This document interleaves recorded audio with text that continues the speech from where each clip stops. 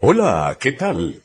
Aquí está la información en Red Mundial de Noticias, con el apoyo de la FOA, una fuente de información confiable. Aquí están los titulares de las más importantes noticias ocurridas en el mundo hasta este momento. Xi Jinping destaca que los megaproyectos mineros de China en Perú avanzan en pasos seguros. El canciller de Colombia habla con Larro sobre la política de paz total de Bogotá. Arranca la cumbre iberoamericana de Ecuador empañada por la ausencia de sus líderes. Ante crisis migratoria, Molino insiste a Trump que el Darién es la otra frontera de Estados Unidos. Latinoamérica volverá a estar en la mira de Estados Unidos con Rubio al frente de la diplomacia. Human Rights Watch advierte contra futuras políticas climáticas de Trump y urge al G20 a que dé ejemplo. Senado mexicano aprueba que Secretaría de Seguridad participe en tareas de investigación. Claudia Sheinbaum responde a Ontario en Canadá que no tiene futuro su idea de expulsar a México del TEDME. Ciudad de México. La presidenta mexicana Claudia Sheinbaum respondió que no tiene futuro la propuesta de Doug Ford, primer ministro de Ontario, la mayor provincia canadiense, de expulsar a México del Tratado Comercial con Estados Unidos y Canadá, TEDMED. Es una propuesta que no tiene futuro. Recuerden que cuando se firmó el TEDME, México abogó por Canadá porque había en algún momento de la negociación la intención de Estados Unidos de que la firma solo fuera con México y en aquel momento México dijo, no, somos 3 países y se firmó con 3 países. Entonces no tiene futuro esa propuesta, manifestó. La mandataria mexicana desestimó en su conferencia matutina la propuesta del conservador canadiense, quien acusó a México de ser la puerta trasera de los productos chinos, por la que pidió sacar al país latinoamericano del TEDME, que se revisará en 2026 tras la victoria presidencial en Estados Unidos de Donald Trump. Ford señaló en una rueda de prensa que si México no iguala los aranceles de Canadá y Estados Unidos a las importaciones chinas, no debería sentarse en la mesa o disfrutar de acceso a la mayor economía del mundo, por lo que pidió a Washington un acuerdo de libre comercio bilateral con Canadá. Pero Sheinbaum aseveró que los mexicanos no tienen de qué preocuparse por estas declaraciones, porque son los beneficios para Estados Unidos del acuerdo comercial trilateral en vigor desde 2020 son muchísimos.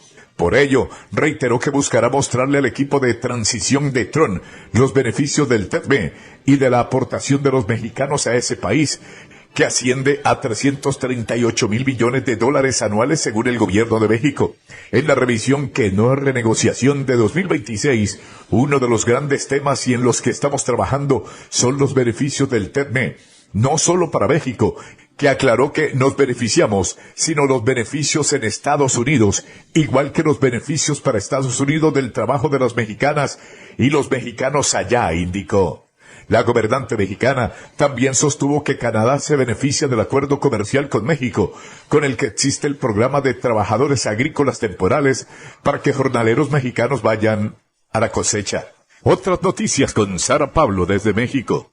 La presidenta de México, Claudia Sheinbaum, dio a conocer que en los próximos días su gobierno presentará un informe sobre la aportación a la economía de Estados Unidos de mexicanos que radican en ese país. Detalló que se realiza un análisis de cómo se benefician cada uno de los estados de la Unión Americana del trabajo de los migrantes mexicanos y cuáles son las ventajas del acuerdo comercial de Norteamérica. Dijo que siempre se va a defender a México y se habla de que los paisanos son héroes y heroínas, entre otras cosas, por lo que aportan a la economía mexicana vía las remesas, pero ellas y ellos contribuyen también a la economía de Estados Unidos. Adelantó que habrá una respuesta a la intención del presidente electo de Estados Unidos, Donald Trump, de imponer aranceles. ¿Qué significaría para la economía de Estados Unidos un arancel? Lo más importante es demostrar con información los beneficios para Estados Unidos del trabajo de nuestros hermanos y hermanas allá,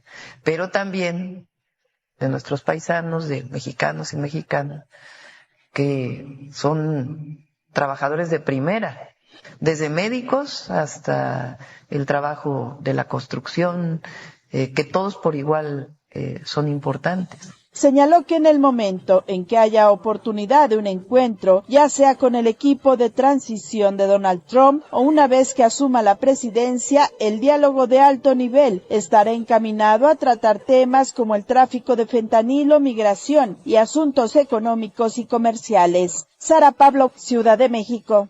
Ciudad de México. El Senado mexicano aprobó la reforma al artículo 21 de la Constitución que otorga facultades de investigación de delitos a la Secretaría, Ministerio de Seguridad y Protección Ciudadana.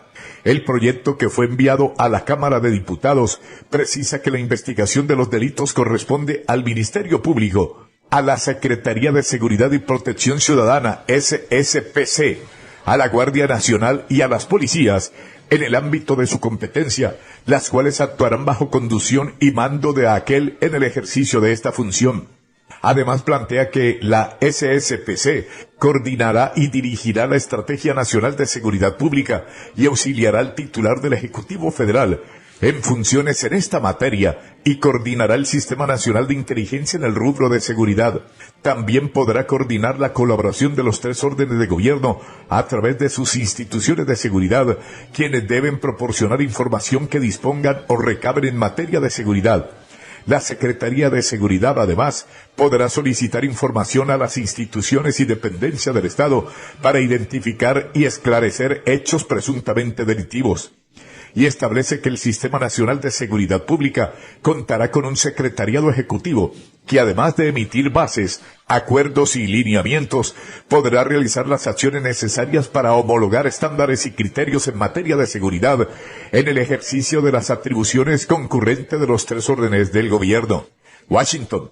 Marco Rubio, de origen cubano y primer hispano nominado como secretario de Estado de Estados Unidos, promete reorientar la atención de Washington hacia América Latina bajo un segundo mandato de Donald Trump, en un momento crítico marcado por la cuestión migratoria y las inversiones chinas en la región. La gran promesa de campaña del presidente electo es llevar a cabo la mayor deportación de la historia del país, lo que anticipa que Latinoamérica tendrá el papel más central en la política exterior de Estados Unidos de los últimos 30 años, sostiene Brian Winter, experto de las organizaciones American Society.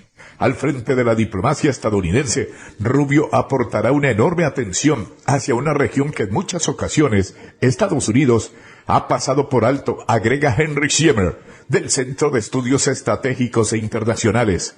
Considerado un halcón en política exterior, este senador de la Florida, nacido en Miami hace 53 años, se ha distinguido por ser partidario de la línea dura contra China e Irán, así como un firme defensor de Israel.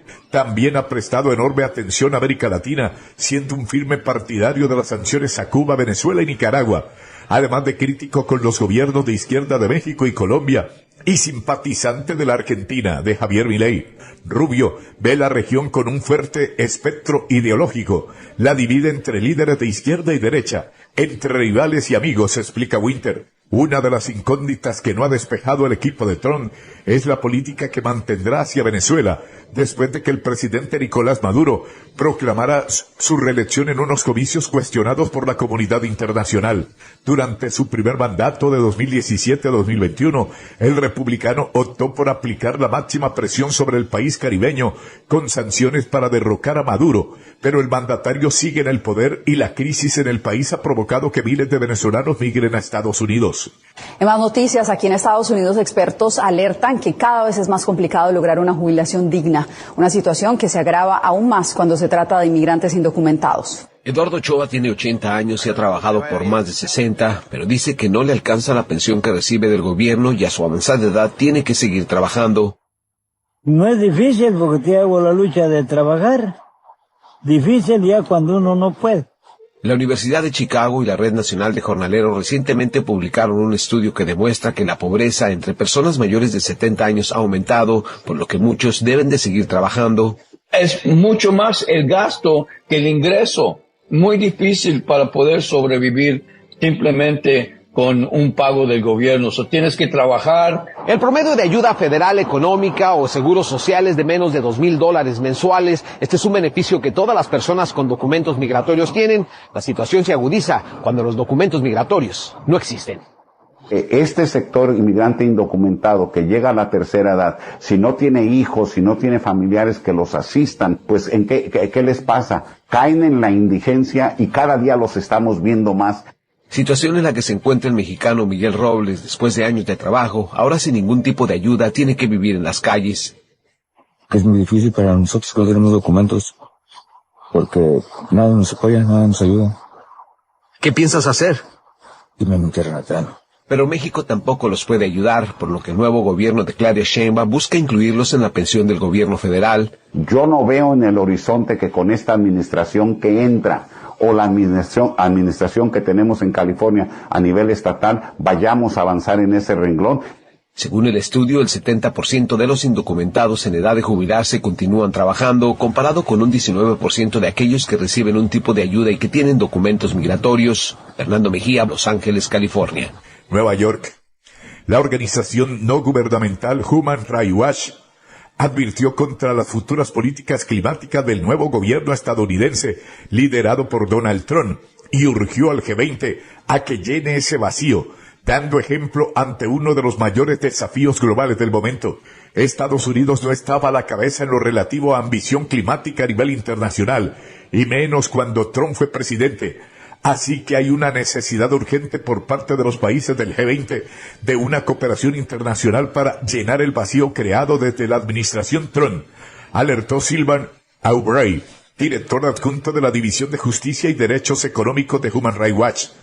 Con motivo de la cumbre de líderes del G20 en Río de Janeiro, Brasil, que se celebra del 18 al 19 de noviembre, un grupo de representantes de Human Rights Watch recalcó en conferencia virtual la importancia de abordar con garantías el cambio climático y la desigualdad, que tiene un impacto profundo en los derechos humanos durante esa cita. Según Human Rights Watch, el bloque del G20 aumentó de medida un 1,3% sus emisiones de gases de efecto invernadero entre 2022 y 2023, su dato más reciente, cuando el Acuerdo de París estipulaba ya en el 2015 una reducción de las mismas alrededor del 9% anual.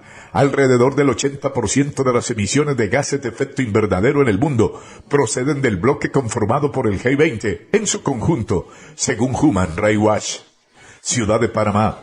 El presidente de Panamá, José Raúl Mulino, insistió en que la región panameña del Darién es la otra frontera de Estados Unidos, y aquí se debe entender el presidente electo de este país, Donald Trump, quien ha anunciado un endurecimiento de la política migratoria estadounidense. Y repito lo que he dicho, él, Trump, tiene que saber que su otra frontera de Estados Unidos está en el Darién, y que tenemos que empezar a resolver eso de manera bilateral o en conjunto con un grupo de países que son los que aportan personas para el flujo migratorio por la jungla, que es la frontera natural de Panamá y Colombia, afirmó Mulino durante su conferencia de prensa semanal. Estados Unidos, agregó el gobernante panameño, tiene que tener mayor conciencia de que ese flujo de migrantes irregulares por el Darién es un problema de ellos. Esa gente no viene a quedarse a Panamá, quiere ir a Estados Unidos por las razones cada quien que tenga. En 2023 la cifra histórica de más de 520,000 migrantes irregulares llegaron a Panamá tras cruzar la jungla. Este año ha bajado el flujo migratorio y hasta el pasado 31 de octubre, más de 281,000 viajeros habían hecho el recorrido, en su mayoría venezolanos, más de 196,000, según los datos del Servicio Nacional de Migración panameño. Panamá está haciendo lo que puede hacer, invirtiendo una barbaridad de millones todos los años en seguridad y atención médica y de alimentación a los migrantes, pero mientras subsista la crisis en Venezuela, todo indica que esto va a continuar con el drama humano que implica, sostuvo Mulino. Managua. El gobierno de Daniel Ortega expulsó de Nicaragua al presidente de la Conferencia Episcopal, Monseñor Enrique Herrera, luego de que el sacerdote criticó al oficialismo durante una homilía, reportaron los principales medios del país centroamericano. Herrera, de 75 años, habría sido enviado a Guatemala, sin que se conozcan más detalles sobre su paradero o situación, según el medio de la investigación Confidencial y el diario La Prensa. Guatemala acogió anteriormente a un grupo de exprisioneros políticos nicaragüenses con la mediación de Estados Unidos.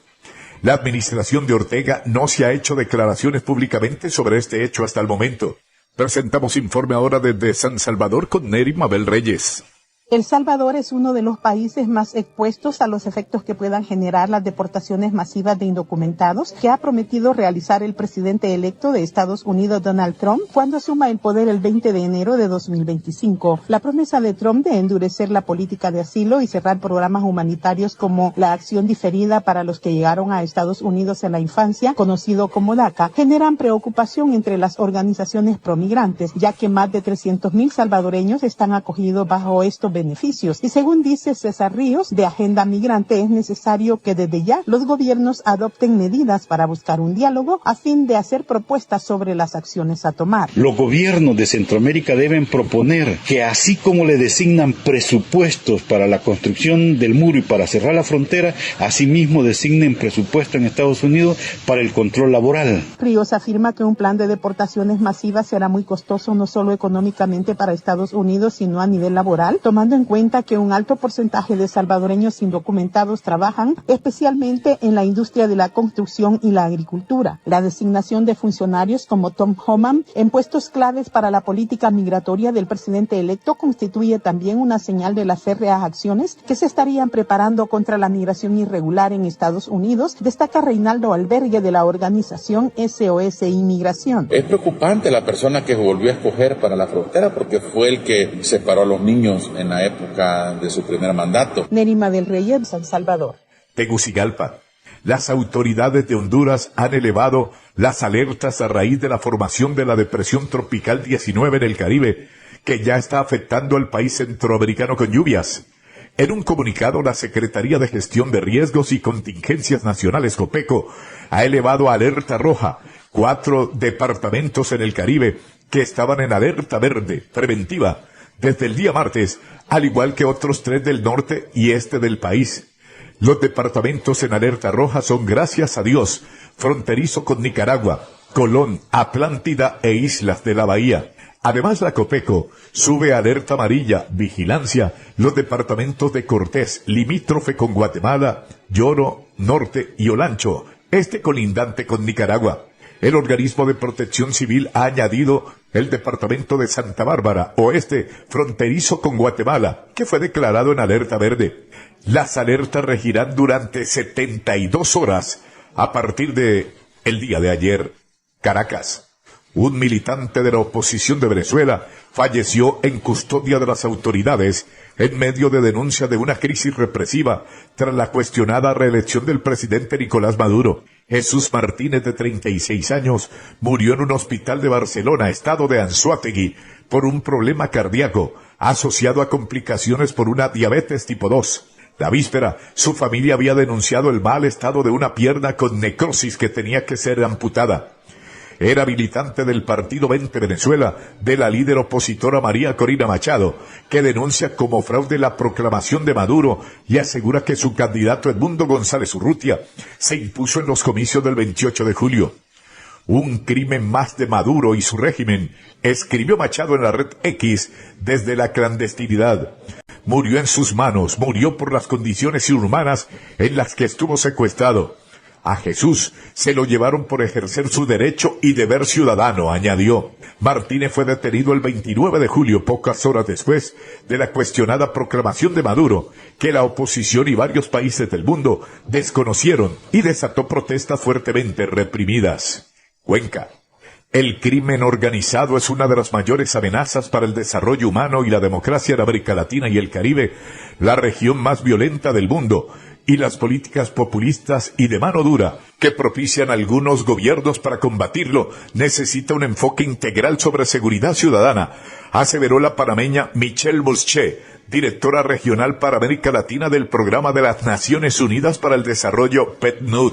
La violencia y el aumento en crímenes asociados particularmente con el crimen organizado está poniendo en riesgo décadas de progreso alcanzado en materia de desarrollo y progreso social, pero también de consolidación democrática en la región, dijo Mouchet en una entrevista. La panameña recordó que en décadas pasadas se asociaba el fenómeno casi exclusivamente a los países de Centroamérica, pero ahora los niveles de crimen organizado en esa zona han disminuido, a pesar de continuar siendo un problema muy relevante, y se han ido desplazando a países que se consideraban más seguros en la región, como Ecuador, Costa Rica, Uruguay y Chile. Entre las razones de ese aumento figuran aspectos relacionados con el narcotráfico, la debilidad en las instituciones, la desconfianza en la propia democracia, además de la corrupción. Para afrontar la situación, dijo, se debe propiciar un desarrollo inclusive a nivel de territorios y el fortalecimiento de las instituciones, especialmente relacionadas con la justicia. Atención, Quito. La 29ª Cumbre Iberoamericana comenzó ayer jueves en Ecuador, empañada por la ausencia de sus principales líderes, que dejan evidencia la profunda división política en la región y cierto desinterés por el multilateralismo. Solo fue confirmado un puñado de jefes de Estado y de Gobierno de los 22 convocados a la cita de la ciudad colonial de Cuenca, que acogerá el foro hasta hoy. El rey de España, Felipe VI, y el presidente de Portugal, Marcelo Rebelo de Sousa, ya llegaron a la capital de la provincia de Azuay.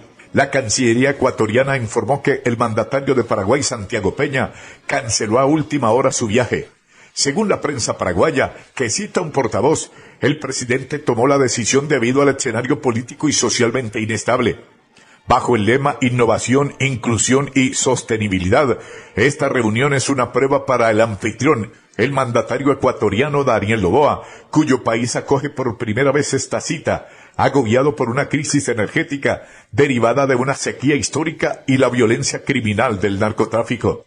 No creo que vaya a haber más de 8 presidentes o jefes de Estado, lo cual demuestra que hay un desinterés total y una confrontación que hace que no vean utilidad en encontrarse en Cuenca, consideró el canciller ecuatoriano Francisco Carrión. La inseguridad continúa creciendo en los países de América del Sur, mientras gobiernos como el de Chile intentan frenar esta seria problemática.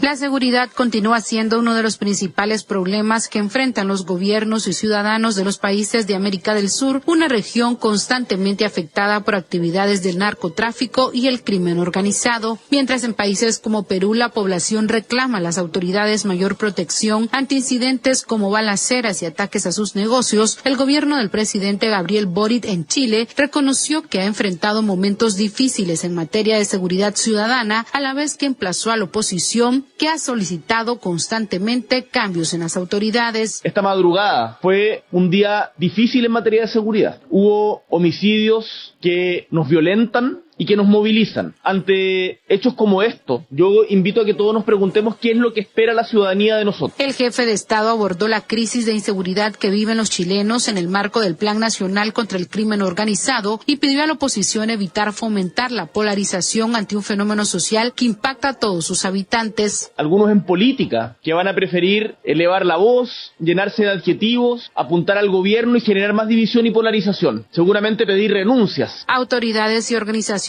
sociales señalan que el crimen organizado y la violencia están socavando el desarrollo y el crecimiento económico de los países de América Latina y el Caribe. Las organizaciones criminales impactan el día a día de los ciudadanos y hoy se ubican como una de las principales preocupaciones de la población y de los líderes políticos. Es una realidad que, según estimaciones publicadas por el Banco Interamericano de Desarrollo BID a inicios del año, a la región le cuesta el 3,5% del Producto Interno Bruto y le resta recursos para necesidades urgentes como la educación y la salud. Moscú. El canciller de Colombia, Luis Gilberto Murillo, se mostró dispuesto a abordar la política de la paz total de su país al comienzo de su reunión con su colega ruso Sergei Lavrov. Tenemos en Colombia una prioridad que tiene que ver con la paz y la política de paz, la protección social y la inclusión social, dijo Murillo, que llegó la víspera a Rusia en visita oficial. Murillo subrayó que las actuales autoridades colombianas quieren consolidar a Colombia como una potencia mundial de la vida, con el objetivo de crear un Estado social y de derecho. El eje central de nuestra política de paz es la implementación del Acuerdo de Paz Histórico desde el año 2016 y la política de paz total que incluye el diálogo y las negociaciones con algunos grupos rebeldes, incluido el Ejército de Liberación Nacional, dijo. Al respecto, aprovechó la ocasión para agradecer al gobierno ruso por su apoyo decidido en el Consejo de Seguridad de la ONU. El jefe de la diplomacia colombiana aseguró que es muy motivante estar de vuelta en Moscú, donde cursó estudios de la Universidad de Prospección Geológica. Por su parte, Lavrov recordó que Colombia es un socio tradicional de Moscú y que de hecho en 2025 se celebrarán 190 años de relaciones diplomáticas. Resaltó que Moscú nunca olvidará el gesto de amistad de Bogotá al crear un instituto de la amistad durante la Gran Guerra Patria de la Unión Soviética contra Alemania nazi. A partir de él se creó el Instituto Cultural León Tolstoy, que yo diría que es uno de los bastiones de la cultura rusa en América Latina. Lima. El presidente de China, Xi Jinping, destacó tras aterrizar en Lima para participar en la cumbre de líderes de APEC y realizar una visita de Estado, que los megaproyectos mineros y la construcción de infraestructuras han venido avanzando a pasos seguros. Los megaproyectos de cooperación binacional en materia de minería y construcción infraestructural han venido avanzando a pasos seguros, trayendo beneficios tangibles para ambos pueblos, reza una declaración escrita por Xi difundida por su equipo. Durante su visita a Perú, Xi inauguró el megapuerto de Chancay, ubicado a 70 kilómetros al norte de Lima y construido por la empresa estatal china COSCO Shipping, que aspira a convertirse en la joya de la corona en Sudamérica de la nueva ruta de la seda. Amigos oyentes, por el día de hoy llegamos al final de Red Mundial de Noticias. Mi amigo personal Federico Santiago, Viviana Isabel Herrera y Johnny Romero les acompañamos.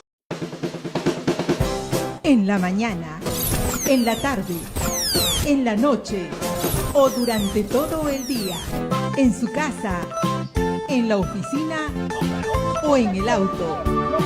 Sintonice Radio Cántico Nuevo, la cadena que sí suena. Así llegamos al final de un año más. La familia de Radio Cántico Nuevo, su fundador, el reverendo Eric Salgado, su junta ejecutiva, su junta administrativa y sus trabajadores. Agradecemos a Dios por todos los logros obtenidos en este año 2016. Gracias a la provisión de Dios, a su sintonía y a sus aportes voluntarios, en enero de este año pudimos concretar la compra de nuestra primera emisora FM en la ciudad de Hazlet, New Jersey. WPDI 103.9 FM.